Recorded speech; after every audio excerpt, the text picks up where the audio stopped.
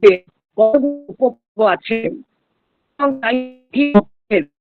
বিভিন্ন রকমের উপপর্ব সেটা সংক্ষেপে এরপর টিকাদান নাম একটুখানি। এখন দেখছি 1 2 3 4 5 6 আর আছে 14 জন এসেছে, মানে আরো 6 জন বাকি আছে। এখন ঠিক 5টা বাজে। আপনাদের অনুমতি নিয়ে আমি আর 5 মিনিট অপেক্ষা করব। আচ্ছা, আজকে আওয়াজ স্পষ্ট শুনছেন তো? আওয়াজে শুনে নেই, একটু বলবেন। আজকে আমার আওয়াজ আগের দিন বলছিলেন অস্পষ্ট শোনা যাচ্ছে, আজকে স্পষ্ট শুনছেন তো? সুদীপ লিখেছেন হ্যাঁ হ্যাঁ ম্যাডাম, শোনা যাচ্ছে। আজকে আপনার স্পষ্ট ভিডিওটা শোনা যাচ্ছে। ঠিক আছে। আগের দিন বোধহয় আমি ইনস্ট্রুমেন্টের থেকে একটু দূরে বসে পড়েছি, মানে দূরে পড়তে পড়তে বলতে এই অসুবিধা বুঝতে পারিনি, সরি। এখন ঠিক আছে তো? হ্যাঁ হ্যাঁ ম্যাডাম, ঠিক আছে। হ্যাঁ ম্যাডাম, আজকে ঠিক আছে। শুনলাম। হ্যাঁ, যদিও আপনারা সকলেই অডিও ভিডিও সবই অফ করে রেখেছেন, তবু আবারও বলছি আপনারা আপনাদের ভিডিও তো অফ করবেনই, অডিওটা অফ করবেন, তা না হলে শুনতে একটু অসুবিধা হবে। আচ্ছা, আমি পড়ছি। The historic context, the historicity of the Kurukshetra war is unclear. এই যে ইতিহাস বলবো কি বলবো না, কতটা হিস্ট্রি কতটা পুরাবৃত্ত, এই যে তর্কটা সবসময় আমাদের ফেস করতে হচ্ছে। দেখুন, এখানে হিস্টোরিয়ানরা কিন্তু যারা সত্যি সত্যি ইতিহাস চর্চা করেন, ইতিহাস বিজ্ঞানী, মানে সায়েন্স অফ হিস্ট্রি যারা কাজ করেন, তারা পরিষ্কার বলছেন, many historians estimate the date of the Kurukshetra war to iron age India of the 10th century BCE, খ্রিস্টপূর্ব 10ম শতাব্দে এই কুরুক্ষেত্রে একটা কোনো যুদ্ধ হয়েছিল। The setting of the epic has a historical precedent in Iron Age, that is Vedic India. আগের দিন বলেছিলাম আমি যে বৈদিক কালো পর্বের শেষ দিকেই বা শেষ দিকে যেতে যেতেই কিন্তু মহাভারতের বীজ বপন হয়েছিল, সূত্রপাত হয়েছিল, where the Kuru kingdom was the center of political, মানে ওই বেদিক এজের হিস্টোরিক্যাল প্রেসিডেন্টটা বলছে, এই হিস্টোরিয়ানরা বলছেন, কোন সংস্কৃতিস্ট নাম বা পুরাণবিদ নাম। The setting of the epic has a historical precedent in Iron Age Vedic India, where the Kuru kingdom was the center of political power during roughly 1200 to 800 BCE. A dynastic conflict of the period could have been a dynastic conflict. এখন সব ঢুকটার্ম করলে আবার বলছি, a dynastic conflict of the period could have been the inspiration for the Jaya, তার মানে জয় সংহিতা, the foundation on which the Mahabharata corpus was built. আরেকটা কথা আপনারা মহাভারতের আলোচনা প্রসঙ্গে বারবারই শুনবেন, the growth of the Mahabharata epic বা growth of the epic Mahabharata, কতগুলো স্টেজে কতগুলো layers of the growth of the Mahabharata এসব পাবেন। এটাই বলছেন, the Jaya was the nucleus, basing on it this was the foundation on which the Mahabharata corpus was built, with a climactic battle, মানে keeping the battle Kurukshetra যুদ্ধ as the climax of it, eventually coming to be viewed as an epochal event. এটা যেন একটা epoch. Puranik literature এর সঙ্গে এর আবার ancient Indian history এবং এনশিয়েন্ট ইন্ডিয়ান জিওগ্রাফির জন্য পুরাণ সাহিত্য খুব উপকার করে। বলছেন, পুরাণিক লিটারেচার প্রেজেন্টস জিনিওলজিক্যাল লিস্টস, মানে রাজাদের রাজবংশগুলোর বংশাবলী, বংশচরিত খুবই দেয়। পুরাণের বৈশিষ্ট্য বংশানুচরিত। Puranic literature presents genealogical lists associated with the Mahabharata narrative. The evidence of the Puranas is of two kinds. মধ্যখানে বলে রাখি, বিশেষ করে বিষ্ণু পুরাণ এবং শ্রীমদ্ ভাগবত পুরাণে এই উল্লেখগুলো আছে। এই যে মহাপদ্ম নন্দ, এই উল্লেখগুলো মহাভাগবতেও আছে, পুরাণ আর বিষ্ণু পুরাণেও আছে, একেবারে নাম করে করে যে জনমেজয় এবং মহাপদ্ম নন্দ তাদেরকে জোড়া হয়েছে, তারা সমসাময়িক বা তাদের সূত্র ছিল। The evidence of the Puranas is of two kinds. The first kind, there is the direct statement that there were 1015 or 1050 years between the birth of Parikshit, Arjuna's grandson, and the accession of the Mahapadma Nanda. বুঝতে পারছেন, পরীক্ষিত যখন জন্মালো তখনই মহাপদ্ম নন্দ সিংহাসনে আরোহণ করলেন, and that is 400 to 329 BCE, which would yield an estimate about 1400 BCE for the Bharata battle. তার মানে তখন তাহলে মহাভারতের এই যুদ্ধটার বয়স হবে 1400 খ্রিস্টপূর্বাব্দ। However, this would imply improbably long reigns on an average for the kings listed in their genealogies. এটা মানে দাঁড়াবে প্রত্যেক রাজা অনেক দীর্ঘদিন রাজত্ব করেছে। আর একটা ক্যালকুলেশন আছে, এখানে মোটামুটি 18 থেকে বছর প্রত্যেক রাজা রাজত্ব করেন, তাই ধরে বলা হয়।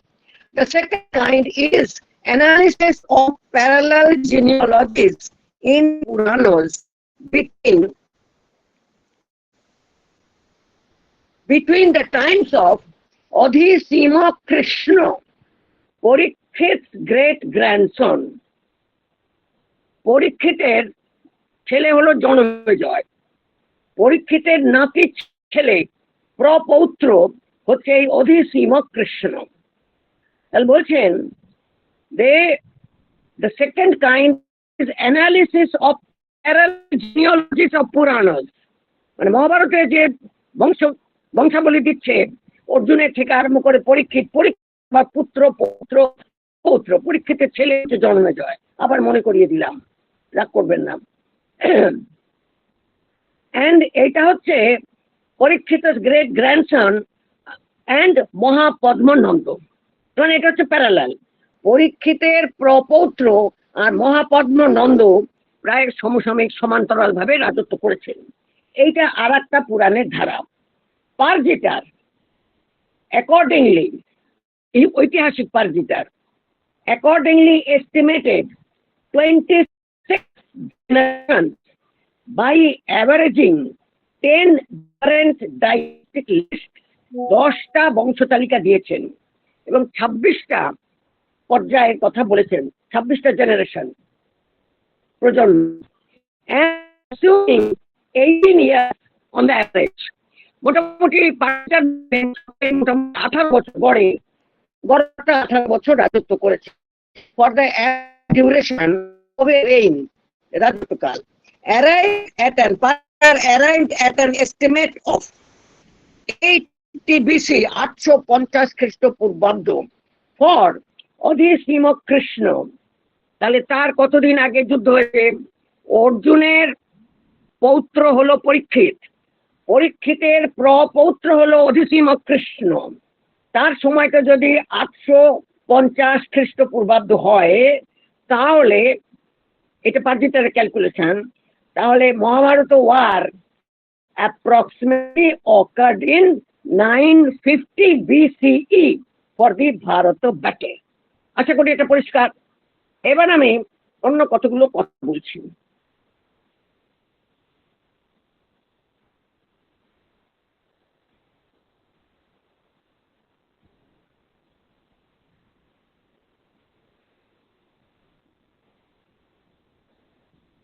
B.B. Lal used the same approach, মানে পারজিটারের মতোই, with a more conservative assumption of the average reign to estimate a date of 836, 850 না 14 বছর কমে দিলে BCE, and correlated this with archaeological evidence from painted grey-ware sites, the association being strong between this painted grey-ware artifact placed in the epic. John Key suggests that they are মানে এই মহাভারতের গল্পগুলোর দে আর core narrative, কেন্দ্রীয় মূল গল্পগুলো, আখ্যানগুলো seem to relate to events from a period prior to all but the Rigveda. তার মানে ঋগ্বেদ এবং অন্যান্য বৈদিক গ্রন্থাবলী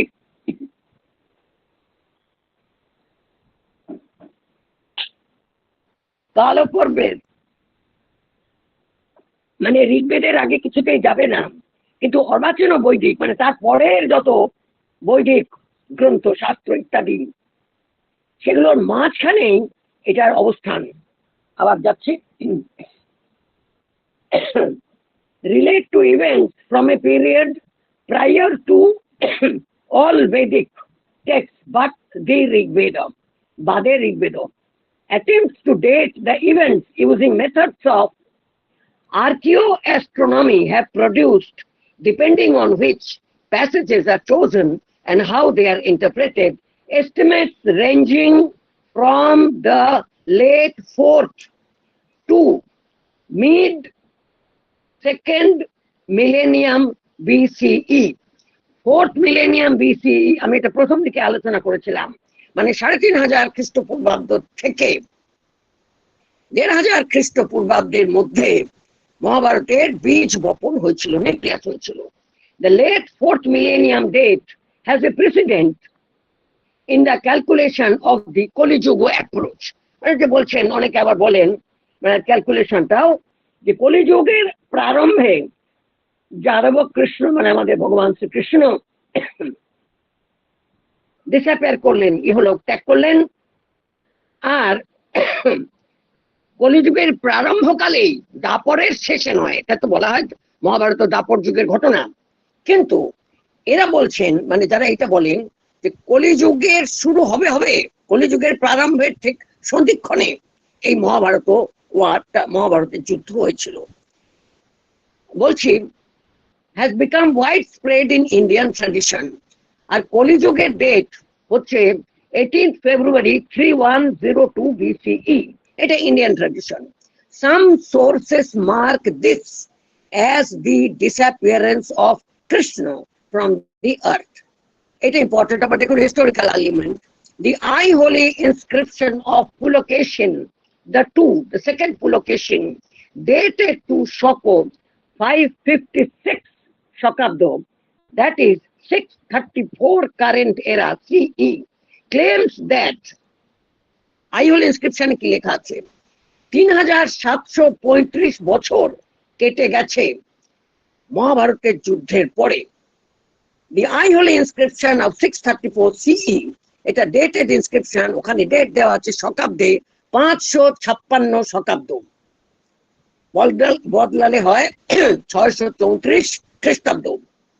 এই ইনস্ক্রিপশনে বলা হচ্ছে মহাভারতের যুদ্ধের পরে এই দ্বিতীয় পুলকেশিন যখন এই অভিলেখ নির্মাণ করছেন তার মধ্যে 3735 বছর কেটে গেছে। তাহলে putting the date of the Mahabharata war at ওই হিসেবে ধরলে মহাভারতের যুদ্ধের সময়টা, আজকে মহাভারত যে আকারে পাচ্ছি সেটা নয়, এটা ভুল করবেন না। এখানে nucleus of the Mahabharata, Bharata যুদ্ধ, মহাভারতের যে যুদ্ধ সেইটার সময়টা গোনা হচ্ছে, যেটার ভিত্তিতে জয় সংহিতা রচনা হয়েছিল, যেটার কথা মহাভারতের মধ্যেই আছে 24,000 শ্লোক, চক্রে সত্যবতী সুত। আর এক জায়গায় মহাভারতে বলা হয়েছে যে 3 বছরে তিনি এটা সম্পন্ন করেছিলেন। আচ্ছা, তাহলে putting the date of the Mahabharata war by Aihole inscription at 3137 BCE। এরপরে বরাহমির এদের ক্যালকুলেশন আছে, আমি সেখানটায় যাচ্ছি না।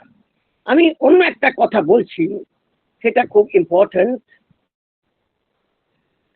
বর্তমান কালের বিশিষ্ট সংস্কৃতজ্ঞ এবং মহাভারতের বিদগ্ধ পণ্ডিত Mahabharata scholar Robert P Goldman বলছেন, states the Mahabharata cloaks itself The Mahabharata clothes itself in mythology, but I don't think, Goldman don't think the text itself should be called a myth. এটা খালি একটা কল্পকথা কথা নয়, টেক্সটটা মিথ নয়। It is an itihasam. It is an itihasam, but in the terms that the tradition understood history. It is a kavya, obviously. It is a shastra, and it is a teaching method for how to live in the world, how to respect your elders, how to respect the women, and so on. So to answer the question, history or mythology, I would say, Robert Goldman would, I would say, yes, it is both of those things and a great deal more.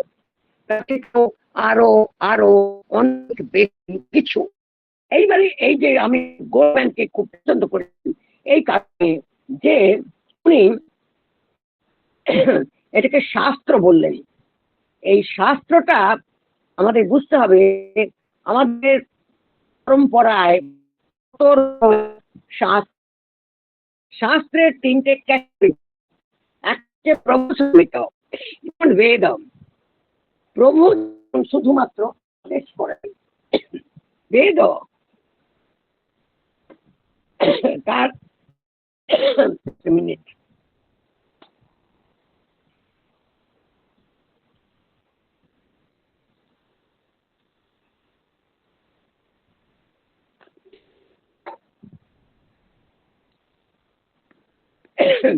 বেদের শাস্ত্র গ্রন্থ তার বিধিনিষেধের মাধ্যমে কি করছে, লোককে কোনো কাজে প্রবৃত্ত করছে।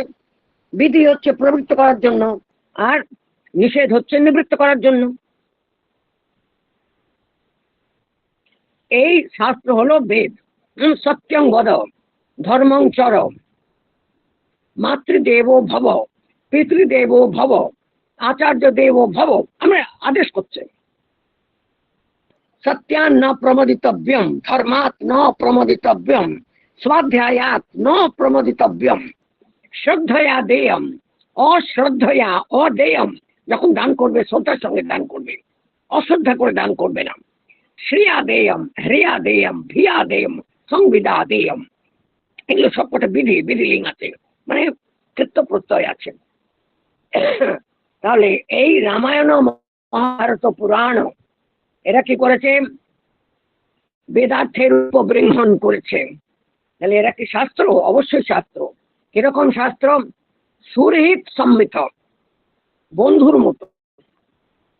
বন্ধু কি করে, মূল কথাটা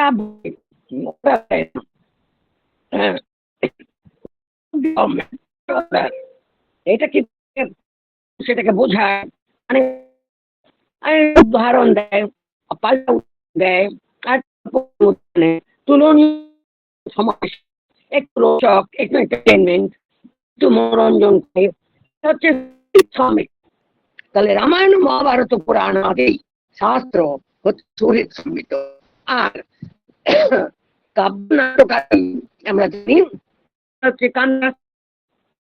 তাহলে প্রভু সুরহিত সম্মিত, বন্ধুর মতো।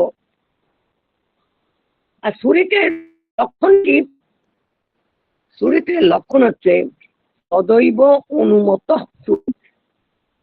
বন্ধু। ছাড়া বন্ধু বলা হয় অত্যাগ সহন বন্ধু।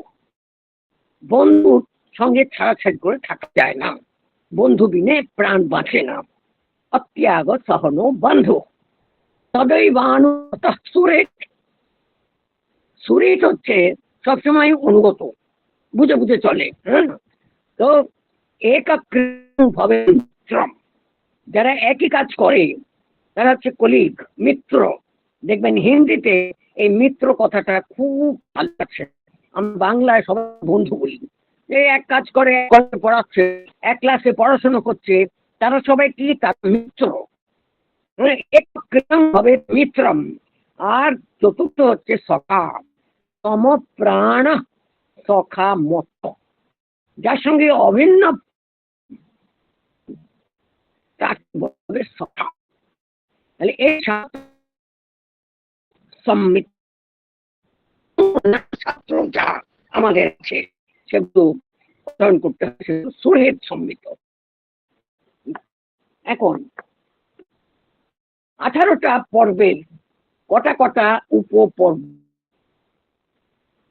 আমরা দেখাতে যাচ্ছি। জনমেজয় সর্পযজ্ঞে কৃষ্ণ দ্বৈপায়নের অনুরোধ বা উপদেশে নির্দেশে মহাভারত শুনিয়েছিলেন অবচট। তারপরে সেখানে উপস্থিত ছিলেন উগ্রশ্রবা, সৌতি। কেন সৌতি? সুত লোমহর্ষণের পুত্র, তাকে লৌমহর্ষণীয় বলা হয়। সৌতি লোমহর্ষণের পুত্র উগ্রশ্রবা। উগ্রশ্রবা কথার মানে কি?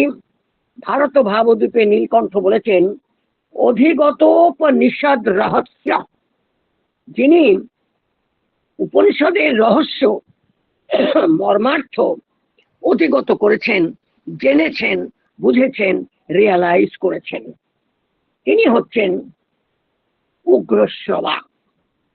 তাহলে এই মহাভারত যিনি উপনিষদের রহস্য অধিগত করেছেন, সেই সৌতি লোম এই উগ্রশ্রবার পক্ষেই সম্ভব মহাভারতের তাৎপর্য অনুধাবন করা।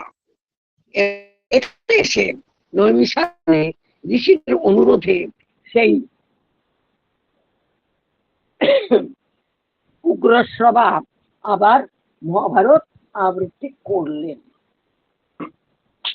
এবং উগ্রশ্রবাই এই 3টে পর্বে মহাভারত বললেন। 3 stages of reduction, at least 3 stages of reduction are recorded in the Mahabharata itself. We get it from eternal evidence. এখন আমি একটু যাই ও পর্ব।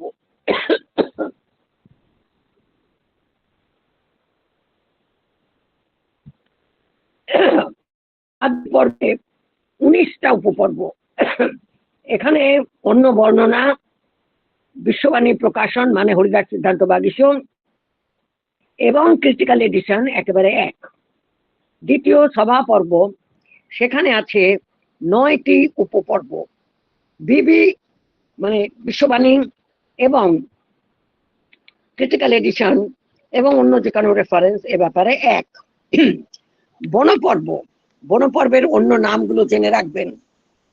আরণ্যক পর্ব বা অরণ্য পর্ব, ক্রিটিক্যাল এডিশনে নামটা আছে আরণ্যক পর্ব। অনেক ছোটরা, কেউ কেউ বড়রাও মনে করে অরণ্য পর্ব বললে ভুল হলো এবং তারা বলে দেন যে রামায়ণের অরণ্যকাণ্ডের সঙ্গে ভুল করে অরণ্য পর্ব বলে ফেলেছে। না, আরণ্যক পর্ব, অরণ্য পর্ব, বন পর্ব, 3টে নামই ইন্টারনাল এভিডেন্স টেক্সটের মধ্যে পাওয়া গেছে। বনপর্বে ক্রিটিক্যাল এডিশনে আছে 16টা উপপর্ব, অন্যত্র 16টা উপপর্বের রেফারেন্স আছে, কিন্তু বিশ্ববাণী প্রকাশনীতে বেশি আছে, 19টা উপপর্ব আছে। বিরাট পর্বে ক্রিটিক্যাল এডিশন এবং অন্য রেফারেন্সও 4টে উপপর্ব আছে, কিন্তু বিশ্ববাণী প্রকাশনে 5টা উপপর্ব আছে। উদ্যোগ পর্ব ক্রিটিক্যাল এডিশন এবং অন্যত্র 11টা উপপর্ব, কিন্তু বিশ্ববাণী প্রকাশন হরিদাস সিদ্ধান্ত বাগীশ তার হচ্ছে 9টা উপপর্ব। দেখছেন, কোথাও বেশি কোথাও কম। আবার ভীষ্ম পর্বে ক্রিটিক্যাল এডিশনে 4টে উপপর্ব, অন্যত্র 4টে উপপর্বের উল্লেখ, কিন্তু বিশ্ববাণীতে না, বিশ্ববাণীতে ওটা 5টাই উপপর্ব আছে। দ্রোণ পর্বে 8টা উপপর্ব, সর্বত্র সমান। কর্ণ পর্বে 1টাই উপপর্ব, কর্ণ পর্বটাই সর্বত্র সমান। তাহলে ভীষ্ম দ্রোণ এখান থেকে সব একই যাচ্ছে। কর্ণ পর্ব আবার আলাদা, ক্রিটিক্যাল এডিশনে 4টে, অন্যত্র 4টে, বিশ্ববাণীতে 3টে। সৌপ্তিক পর্ব হচ্ছে 2টো উপপর্ব, সব জায়গাতেই এক। স্ত্রী পর্ব, এটা খুব আশ্চর্য, স্ত্রী পর্বে ক্রিটিক্যাল এডিশনে 4টে, অন্যত্র 5টা,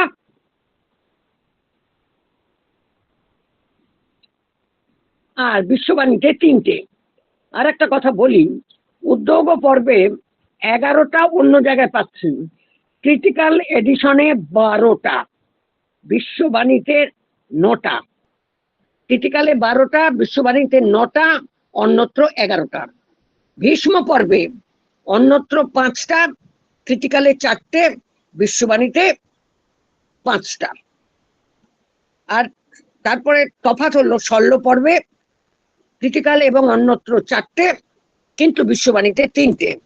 আর সৌপ্তিক পর্ব অন্যত্র 3টে, ঠিক আছে, অন্যত্র 3টে, কিন্তু ক্রিটিক্যাল এডিশন এবং বিশ্ববাণী একই, 2টো। আর স্ত্রী পর্ব অন্যত্র 5টার উল্লেখ পাচ্ছি, 5টা উপপর্ব, ক্রিটিক্যাল এডিশনে 4টা উপপর্ব, আর বিশ্ববাণীতে 3টে উপপর্ব। খুবই লক্ষণীয়, শান্তি পর্বে 3টে উপপর্ব, ক্রিটিক্যাল এডিশনও আছে আর অন্যত্রও আছে। আমি লক্ষ্য করে দেখলাম শান্তি পর্বের কোনো উপপর্ব বিভাগ হরিদাস ও সিদ্ধান্ত বাগীশ সরাসরি দেননি। উনি একটা বিচারের মধ্যে দিয়েছেন এখানে 3টে উপপর্ব হবে না 2টো উপপর্ব হবে।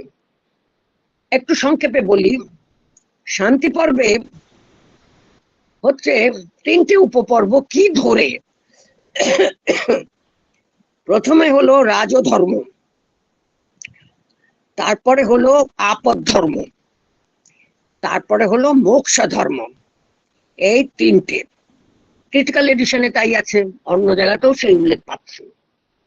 কিন্তু কিন্তু অর্জুন মিশ্র টিকাকার পরিষ্কার ভাবে আপদ ধর্মকে রাজধর্মের মধ্যেই গণনা করেছেন।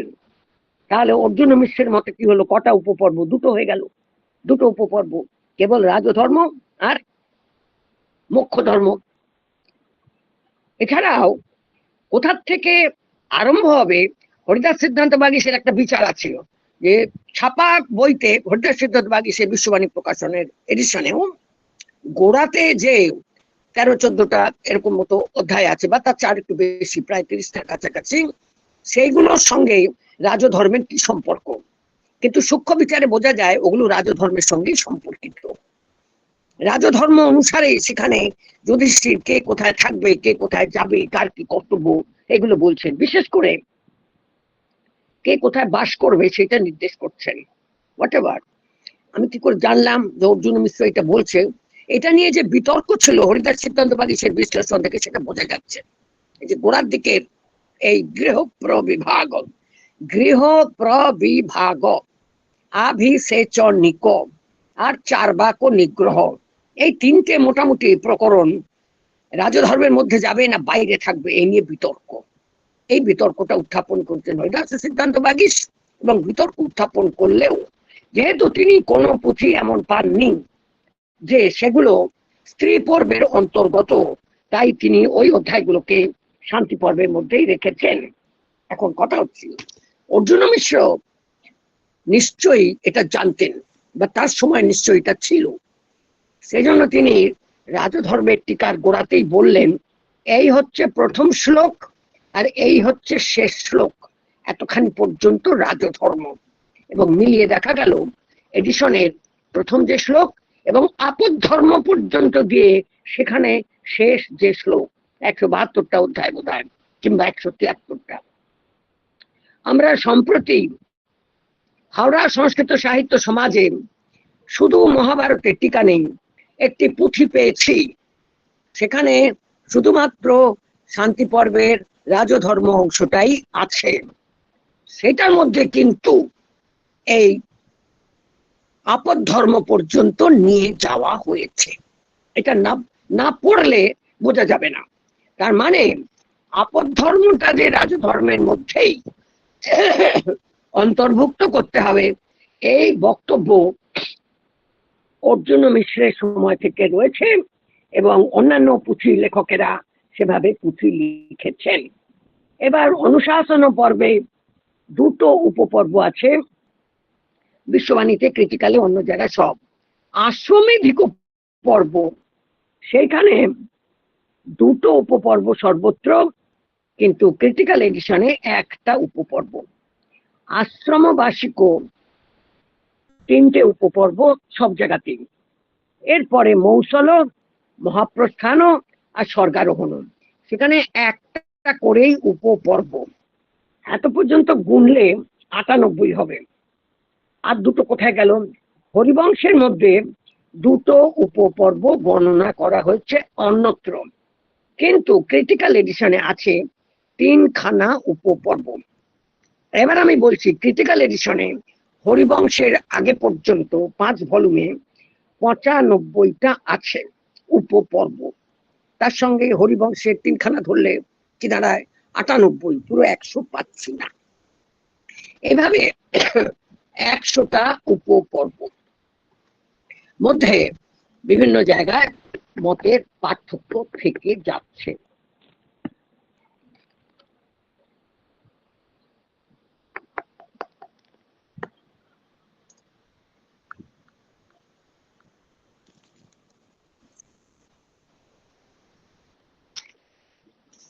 এবারে আমি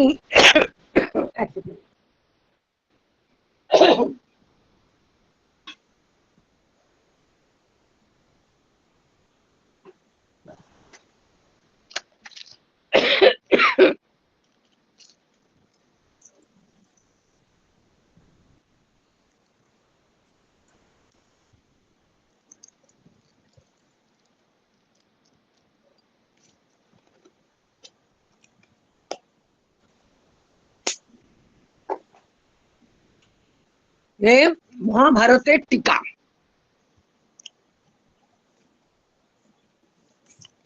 মহাভারত মানে টিকার কথাটা কেন গুরুত্বপূর্ণ?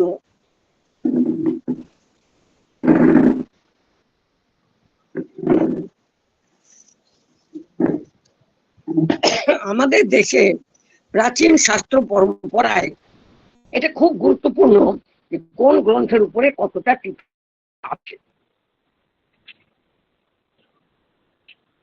সেই জন্য টিকার কথায় যাব। টিকার কথায় যাবার আগে একটু বলে নিই যে 3 বছরের কথাটা বললাম, সেটা কোথা থেকে পেলাম। 3 বছরের কথাটা আছে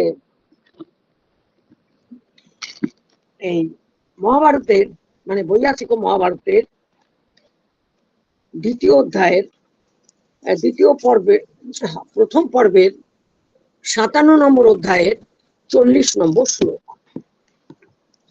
এখানে আছে 3 বছরে কৃষ্ণ দ্বৈপায়ন অকরত না চক্রে না অব্রবীত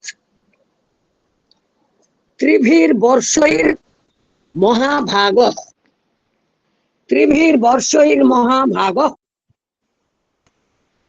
কৃষ্ণ দ্বৈপায়ন অব্রবীত, কৃষ্ণ দ্বৈপায়ন ব্রবীত নিত্যোত্থিত শুচি শক্ত।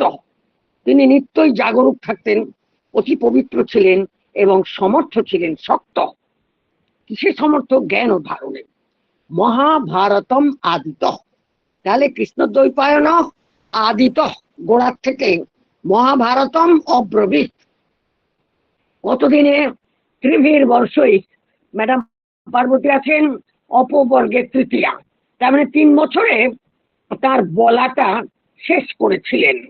এইখানে গল্পটা আসতে পারে ওই 3 বছরে, বা প্রশ্ন হতে পারে ওই 3 বছর ধরে কি দেবতা গণেশ কৃষ্ণ দ্বৈপায়নের ডিকটেশন নিয়েছিলেন?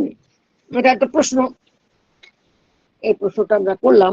আর এর আগে আমরা আগের দিন পড়েছিলাম আদি পর্বের প্রথম অধ্যায়ের 58 শ্লোকে তেষু জাতেষু বৃদ্ধেষু, মানে ধৃতরাষ্ট্র, গান্ধারী, কুন্তী এরা সকলে তখন বৃদ্ধ হয়ে গেলেন, বিদুর, তেষু জাতেষু বৃদ্ধেষু, তারপরে পরলোক গেলেন, গতেষু পরমাং গতিম অব্রবীত, আবারও বললেন ভারতং লোকে মানুষে অস্মিন মহান ঋষি। হে কৃষ্ণ দ্বৈপায়ন মহান ঋষি এই মনুষ্য লোকে ভারতম অব্রবীত, এই ভারত সংহিতা।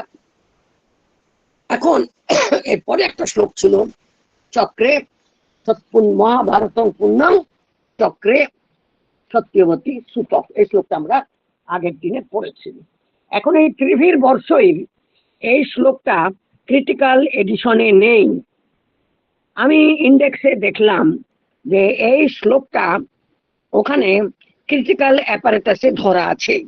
আমরা যারা ক্রিটিক্যাল এডিট করেছেন তারা এই শ্লোকটাকে লক্ষ্য করেছেন এবং বাদ দিতে পারেননি। কারণ মহাভারতের নির্মাণের ক্ষেত্রে মহাভারতের development and growth of the Mahabharata text, the textual history of the Mahabharata in different layers and different redactions, এই জন্য এই শ্লোকটা খুব দরকারি। সেই জন্য তারা ওটাকে অগ্রাহ্য করেনি, ওটাকে সঙ্গে নিয়েছেন।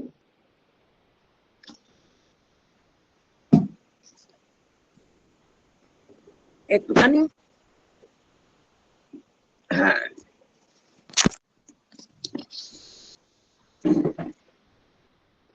আচ্ছা, আমি এক জায়গায় সংগ্রহ করেছিলাম মহাভারতের টিকাকার কতজন আছেন। মহাভারতের টিকাগুলো বেশিরভাগটাই দীপ বা দীপিকা মানে প্রদীপ বলে বলা হয়েছে। সবচেয়ে পুরনো হয়তো দেববোধ, তার টিকার নাম জ্ঞান দীপক। তারপরে বিমল বোধ, তার টিকার নাম মহাভারত টিপ্পণী অথবা দুর্ঘটার্থ প্রকাশিনী, অত্যন্ত দুরূহ অর্থগুলোরই প্রকাশ করবে। অথবা দুর্বোধ পদ ভঞ্জিকা, দুর্বোধ যে পদগুলো অর্থ বোঝা খুব কঠিন, দুরূহ, দুর্বোধ পদ ভঞ্জিকা। অর্জুন মিশ্র, হিস্টোরিক্যালি আমি ক্রোনোলজিক্যালি সাজিয়েছি, অর্জুন মিশ্র ত্রয়োদশ শতাব্দীর একেবারে শেষে মানে বা পঞ্চদশ শতাব্দীর একেবারে গোড়ায়, আমার হিসেবে অর্জুন মিশ্র চতুর্দশ শতাব্দীর বর্তমান ছিলেন। তার টিকার নাম মহাভারত টিপ্পণী, সরি আর এই দেববোধ এবং বিমল বোধকে অর্জুন মিশ্র উল্লেখ করেছেন তার তার সঙ্গে তিনি আরো উল্লেখ করেছেন কয়েকজন টিকাকারের, যাদের গ্রন্থ কোন পুঁথি আকারেও আমাদের কাছে এখনো উপস্থিত নেই। হচ্ছে মাধব শাণ্ডিল্য সর্বজ্ঞ আর তার নিজের পিতা। তো পিতা অর্জুন মিশ্রের পিতা শ্রীমৎ ঈশান, তার উপাধি ছিল পাঠকরাজ এবং ভারতাচার্য। তখনকার দিনে যারাই মহাভারতে খুব দক্ষ হতেন তার টিকা করেছেন, ব্যাখ্যা করেছেন, পাঠ করেছেন, কথা করেছেন। কথা করতে গেলেও শুধু আবৃত্তি করে যান না, তার মধ্যে মধ্যে ব্যাখ্যা দিতে যান। আজও সেই প্রথা চালু আছে। এবং নিজের পিতার কথা অর্জুন মিশ্র ওই জন্যই উল্লেখ করেছেন, বহুবার বলেছে। তাহলে অর্জুন মিশ্রের নিজেরও কিন্তু উপাধি ছিল ভারতাচার্য। দেখুন, পিতা পুত্র দুজনেই উপাধি পেয়েছেন ভারতাচার্য, আর তার পিতার আরেকটি উপাধি ছিল পাঠকরাজ। এই কথাগুলো তিনি তার টিকার শেষে এক একটি পর্বের শেষে এইভাবেই উল্লেখ করেছেন। ভারতাচার্য, পাঠকরাজ, শ্রীমদী শানপুত্তনয়, অর্জুন মিশ্র এরকম করলো। তার অর্জুন মিশ্রের টিকার নাম ভারতার্থ দীপিকা। দেখুন, দীপ ও দীপিকা সবসময় থাকছে। অথবা ভারতার্থ প্রদীপিকা, অথবা মহাভারতার্থ প্রদীপিকা, অথবা মহাভারতার্থ দীপিকা, অথবা ভারতার্থ সংগ্রহ দীপিকা, অথবা মহাভারতার্থ সংগ্রহ দীপিকা। এই নামগুলো আমি বানিয়ে বলছি না, এই নামগুলো তার টিকার এক একটা পর্বের শেষে একরকম ভাবে নানাভাবে পেয়েছি। এরপরে আমাদের বলতে হয় অর্জুন মিশ্রের চেয়ে প্রায় 200 বছর পরে নীলকণ্ঠ শর্মন অথবা নীলকণ্ঠ চতুর্ধর, এই দুই নামেই তাকে পাওয়া যায়। তিনি মহারাষ্ট্রের মানুষ ছিলেন। অর্জুন মিশ্র ছিলেন বাঙালি টিকাকার। তাহলে বর্তমানে উপলব্ধ যতজনের টিকা আছে সম্পূর্ণভাবে নীলকণ্ঠ শর্মন, অর্জুন মিশ্র, হরিদাস সিদ্ধান্ত বাগীশ আর একজন বাঙালি। এই অর্জুন মিশ্র বঙ্গদেশের বরেন্দ্র ভূমির মানুষ ছিলেন, কতখানি গৌরবের কথা ভাবুন একবার। তাঁর টিকাটাই এখনো পর্যন্ত সবচেয়ে পুরনো। এবং হরপ্রসাদ শাস্ত্রী এবং সুরেশচন্দ্র বন্দ্যোপাধ্যায় দুজনেই তার টিকার উচ্চ কোটির প্রশংসা করেছেন এবং বলেছেন যে অনেক অর্জুন মিশ্রের যে পাঠ সেটা অনেক বেশি সঙ্গত এবং গ্রহণযোগ্য, এবং সুরেশ বন্দ্যোপাধ্যায় তাকে জিনিয়াস বলেছেন। এই অর্জুন মিশ্র আমি কিছু কিছু কোথাও কোথাও প্রকাশ করেছি, যাই হোক। এবং হাওড়া সংস্কৃত সাহিত্য সমাজে অর্জুন মিশ্রের টিকার বৃহত্তম অংশ আছে।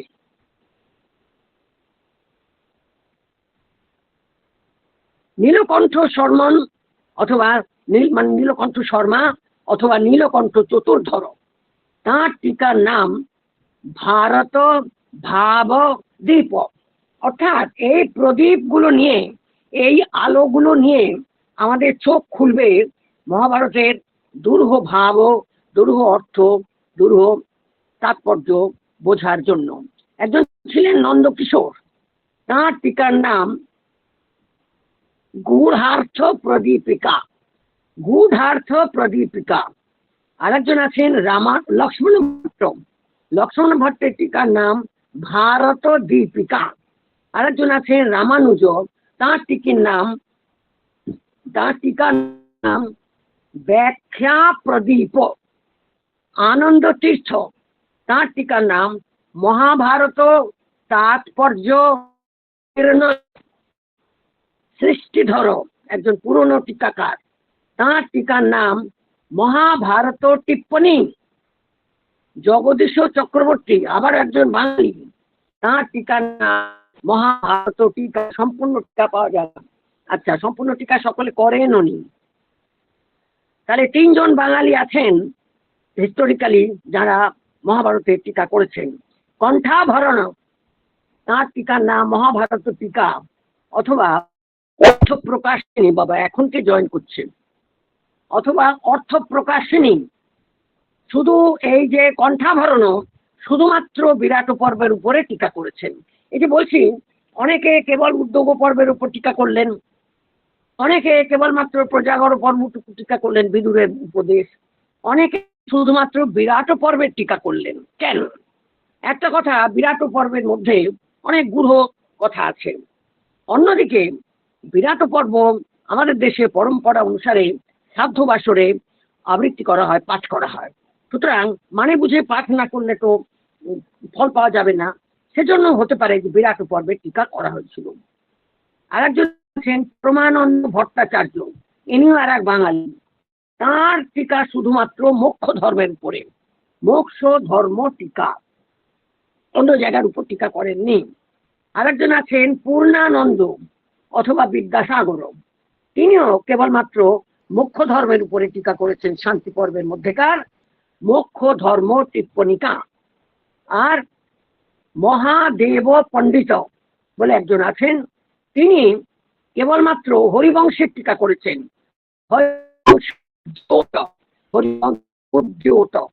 এখন আবার দ্বীপ জ্বলে ওঠার একটা ব্যাপার।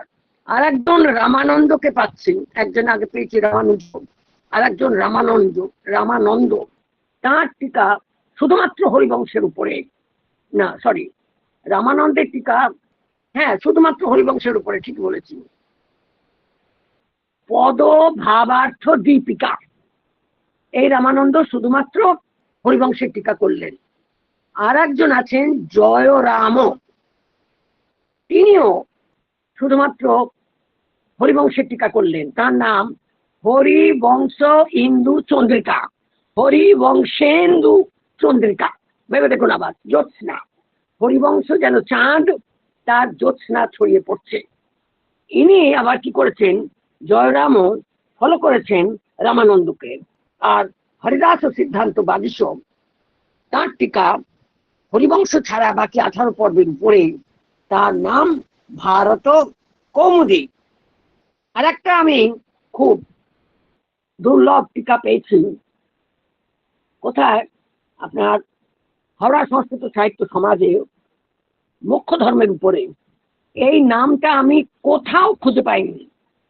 টিকাকারের নাম দেবরাত।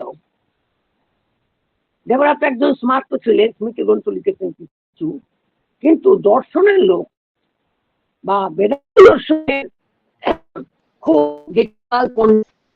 এইভাবে আমরা কোথাও পাইনি তার নাম। কলফনে বলা আছে এই দেবরাত হচ্ছেন eminent exponent of Vedanta, Vedanta তাৎপর্য ব্যাখ্যা করার অসাধারণ মানুষ। এই পুঁথিটার ডেট হচ্ছে 1696 শতাব্দ।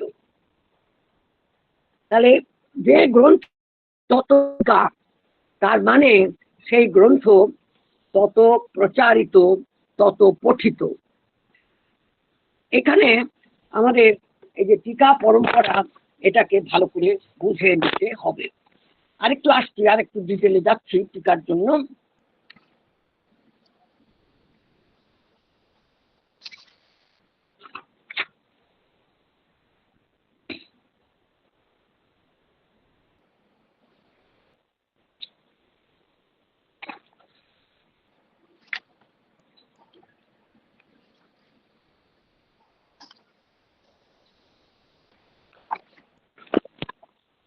কোথায় যে গেল?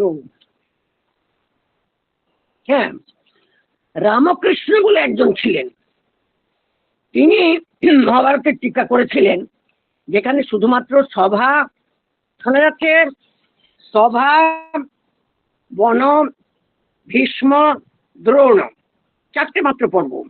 সভা পর্ব, বন পর্ব, ভীষ্ম পর্ব, দ্রোণ পর্ব। কে টিকা করলেন?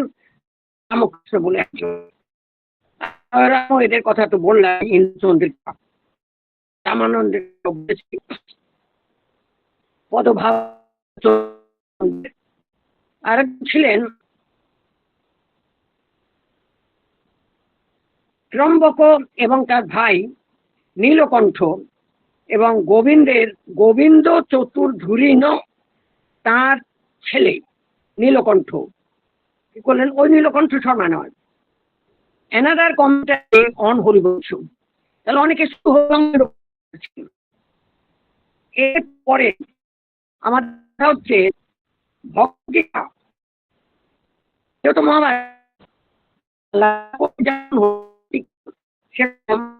শুধুমাত্র ভগবদ্গীতার উপরে অজস্র টিকা। মহাভারতের বিষ্ণু সহস্র নামে স্বয়ং করেছেন। এছাড়া করেছেন আমাদের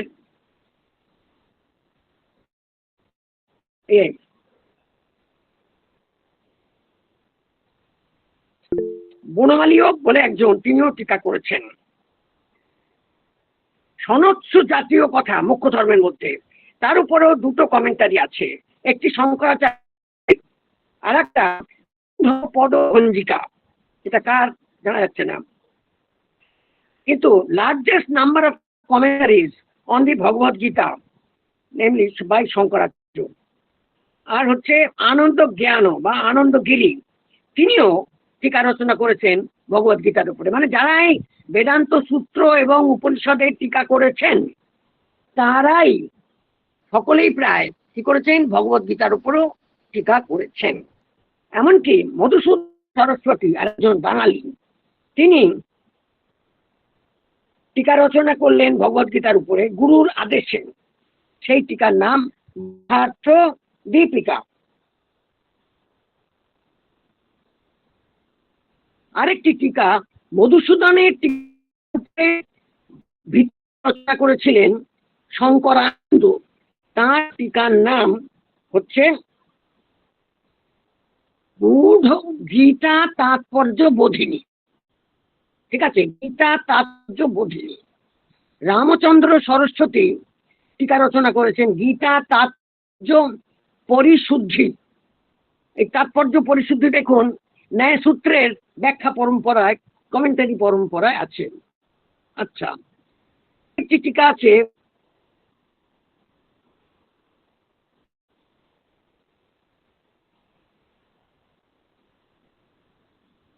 এই যে রামচন্দ্র সরস্বতী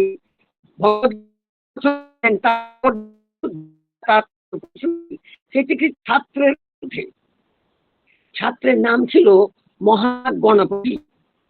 আচ্ছা, জগদ্ধর টিকা রচনা করেছিলেন। জগদ্ধর টিকাকার, কাশ্মীরের মানুষ, তিনি শঙ্করপন্থী বৈদান্তিক, তিনিও ভগবত গীতার করেছিলেন, তার নাম গীতা। এছাড়াও জগদীশ তর্কালঙ্কার নৈয়ায়িক, তিনি ভগবত গীতা রহস্য প্রকাশ টিকা রচনা। আরেকজন আছে মহামহোপাধ্যায় রঘুনাথ, তিনিও কল্যাণ রায় এবং অন্যদের অনুরোধে আদেশে গীতা মাহাত্ম্য রচনা করেছিলেন।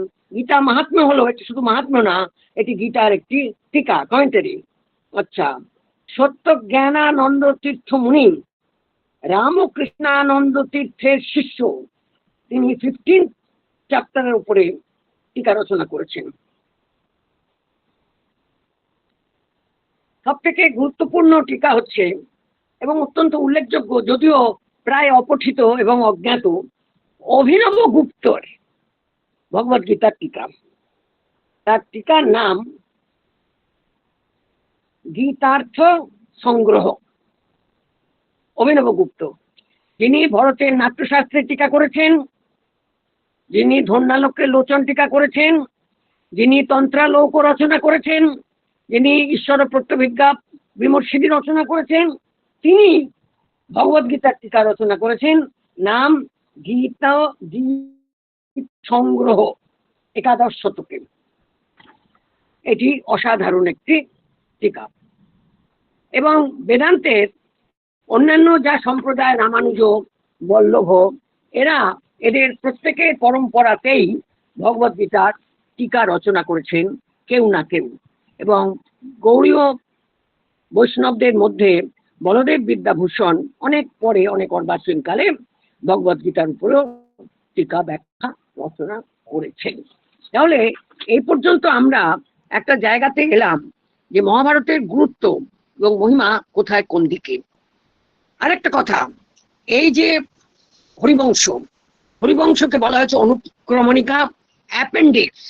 তো অ্যাপেন্ডিক্স কার? আগে একটুখানি বলেছিলাম, পরে বলবো, আজকে সেই কথা বলে শেষ করে দেব।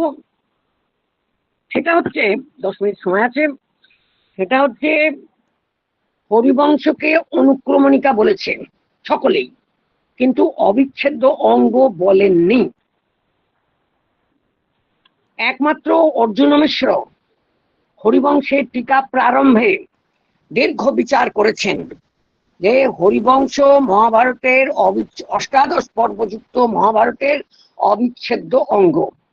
হ্যাঁ, অনুক্রমণিকা, যেমন অনুক্রমণিকা এই শাস্ত্রের গোড়াতেও আছে।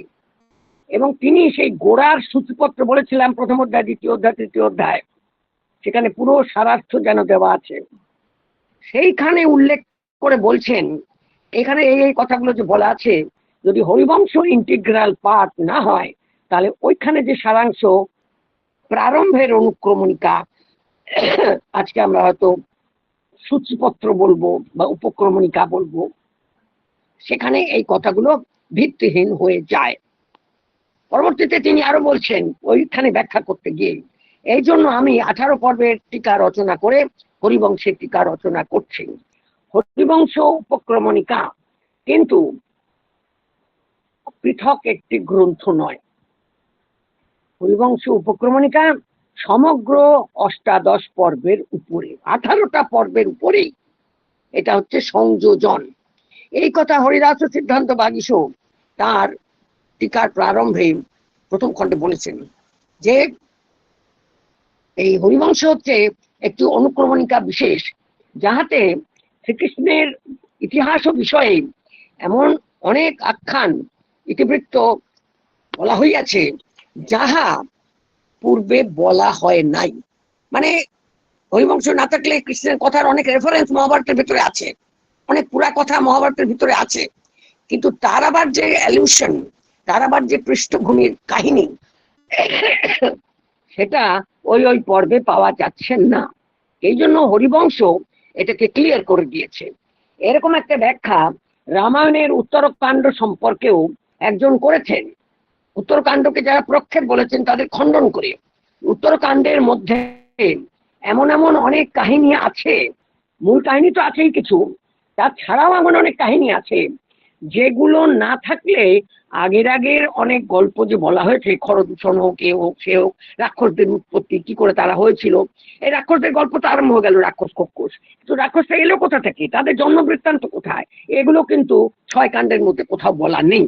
আরম্ভই হয়ে গেছে রাক্ষসদের দিয়ে, আরম্ভই হয়ে গেছে ওই বালিবধ দিয়ে, কিন্তু ওই যে ওরা তারকা মারিচ এদেরকে সব মারছে, ছোটবেলা থেকে রাম আর লক্ষণ অনেক রাক্ষসকে বধ করছে, রাক্ষসটা এলো কোথা থেকে? এই যে একটা কম্প্যাক্ট কোহেরেন্ট রামায়ণ লোক 6 কাণ্ড পর্যন্ত হলো, তো তার মধ্যে মধ্যে যে প্রশ্ন জিজ্ঞাসা হবে মানে নোট অ্যাপেন্ডিক্স হিসেবে উত্তরকাণ্ডে আছে। তাছাড়াও সমগ্র কাহিনীকে কনক্লুড করার জন্য উত্তরকাণ্ডের প্রয়োজন। ঠিক একইভাবে মহাভারতের ক্ষেত্রেও সমগ্র কাহিনীর উপরে একটি দখল বা আয়ত্ত বা অধিগত করতে গেলে অনুক্রমণিকা হরিবংশকে না নিলে হয় না।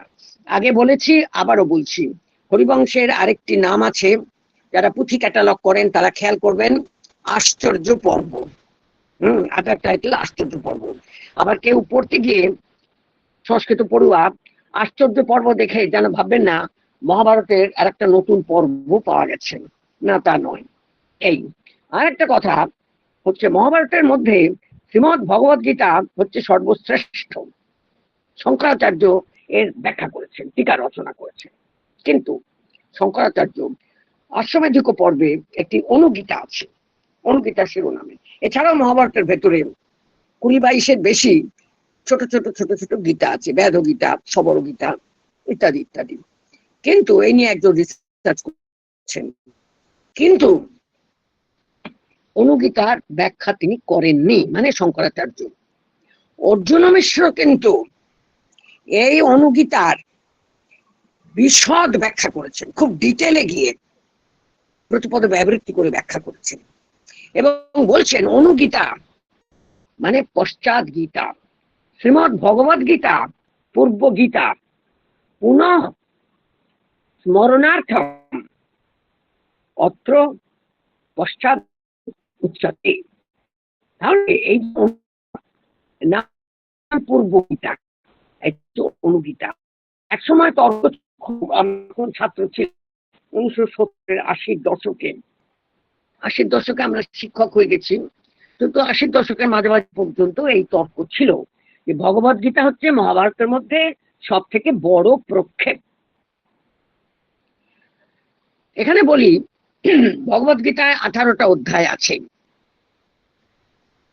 কিন্তু ভীষ্ম পর্বের মধ্যে, মহাভারতের 6ষ্ঠ পর্ব ভীষ্ম পর্ব, ভীষ্ম পর্বের মধ্যে একটি পর্ব আছে ভগবদ গীতা পর্ব, উপপর্ব।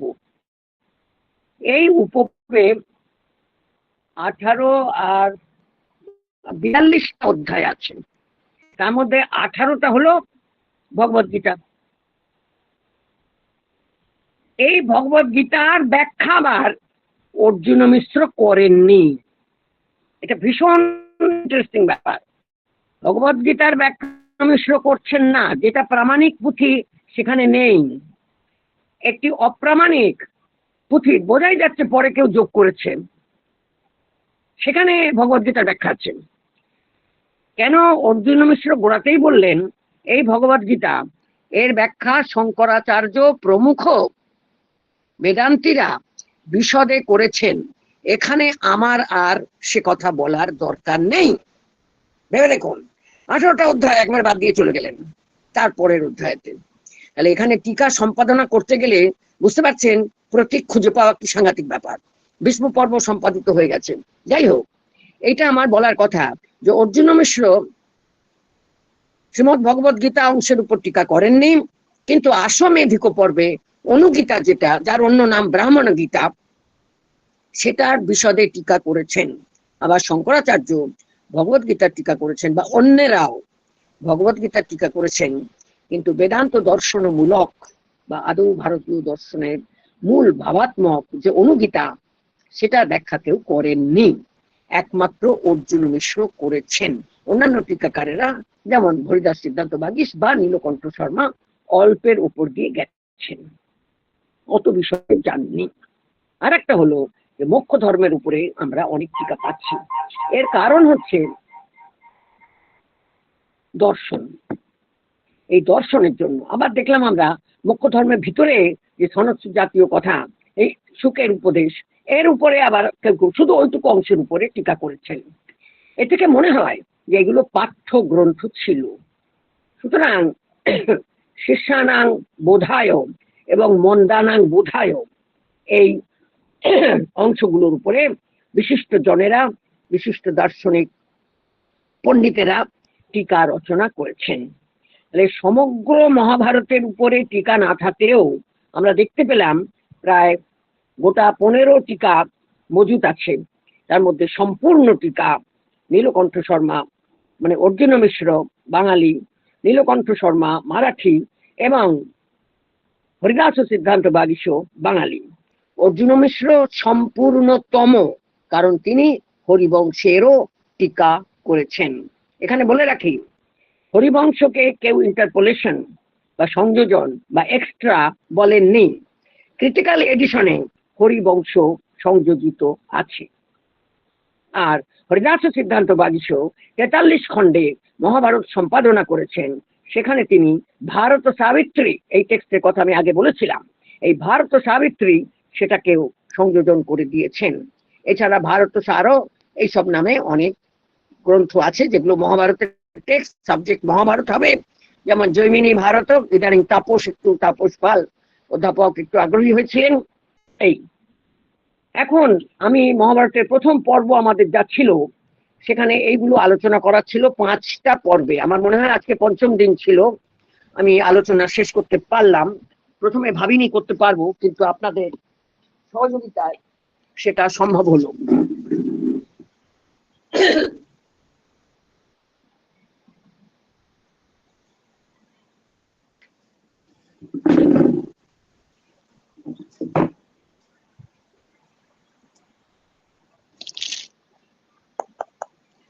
আপনাদের কিছু বলার থাকলে বলুন, আমি একটা জিনিস খুঁজছি।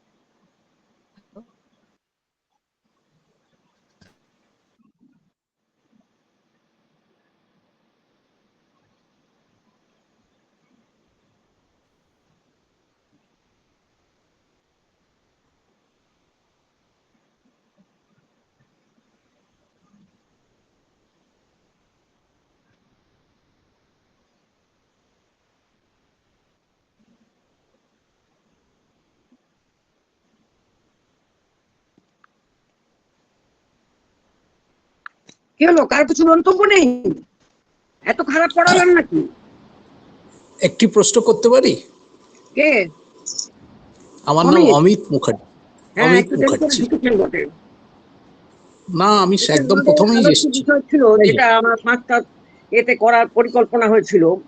5টি পর্বে বৈয়াসিক মহাভারত, নামকরণ, আখ্যান ও বিবরণের পৃষ্ঠভূমি ও পরম্পরা, বৈয়াসিক মহাভারতের টিকা পরম্পরা, বিদ্যা এবং শাস্ত্রগত পরিচয়, পর্ব পরিচয়, এটা 5 পর্বে দেবার পরিকল্পনা ছিল।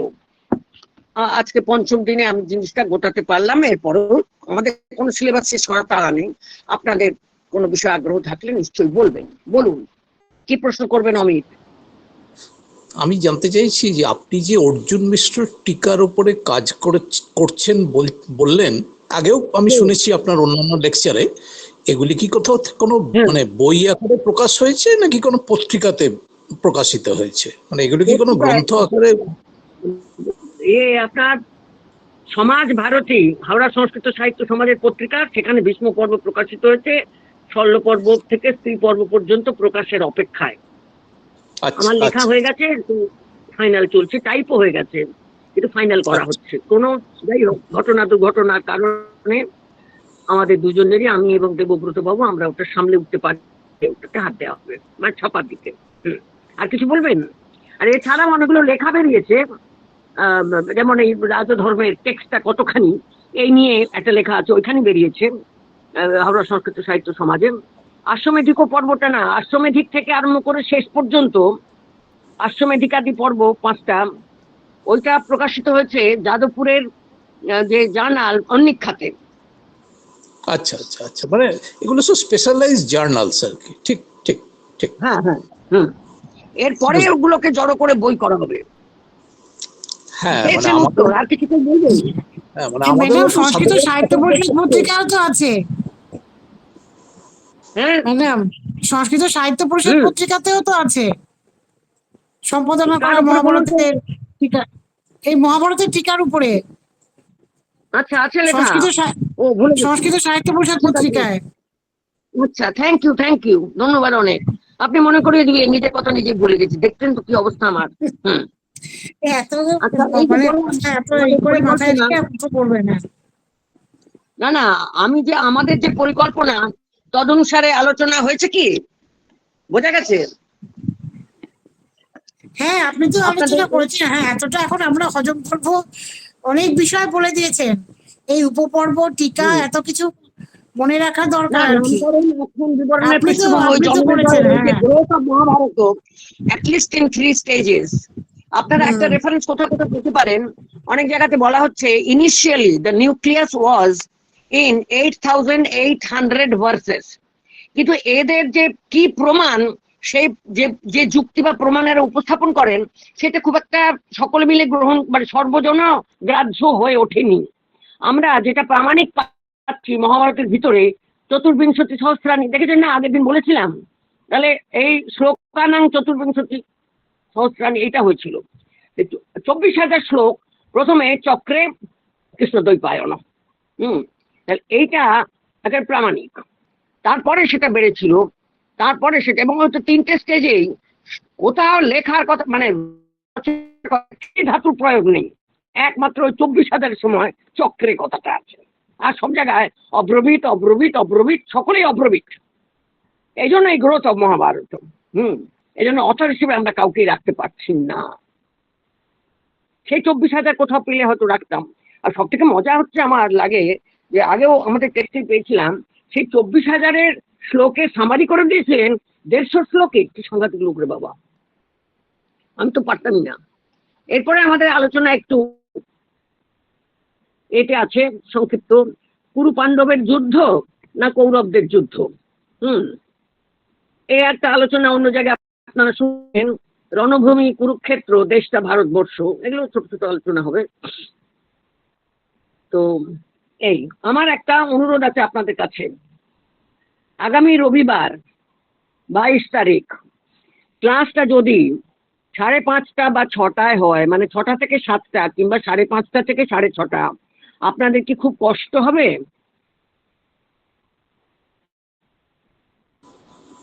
যদি কষ্ট হয় আমি না, আমি বলতে পারি আমার তরফ না, থেকে অন্যরা কোনো অসুবিধা নেই। মিনা, ম্যাডাম, মিনা কি বলছো? ওখানে আছে।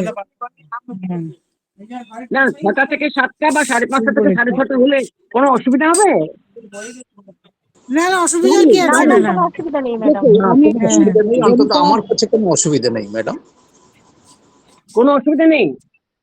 আমারও নেই। না না নেই। কোনো অসুবিধা নেই ম্যাডাম। আচ্ছা, পার্বতী ম্যাডাম? না না, অসুবিধা নেই কিছু ম্যাডাম। আচ্ছা, ঠিক আছে। তাহলে আপনাদের সকলের অনুমতি নিয়ে আগামী রবিবার আরম্ভ করতে।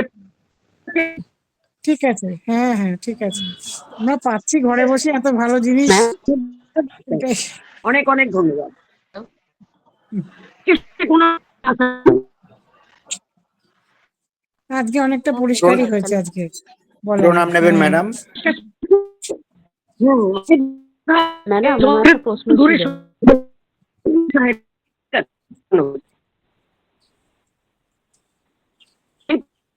Hello thank you. ঠিক আছে, প্রণাম নেবেন। রাম নেবেন ম্যাডাম।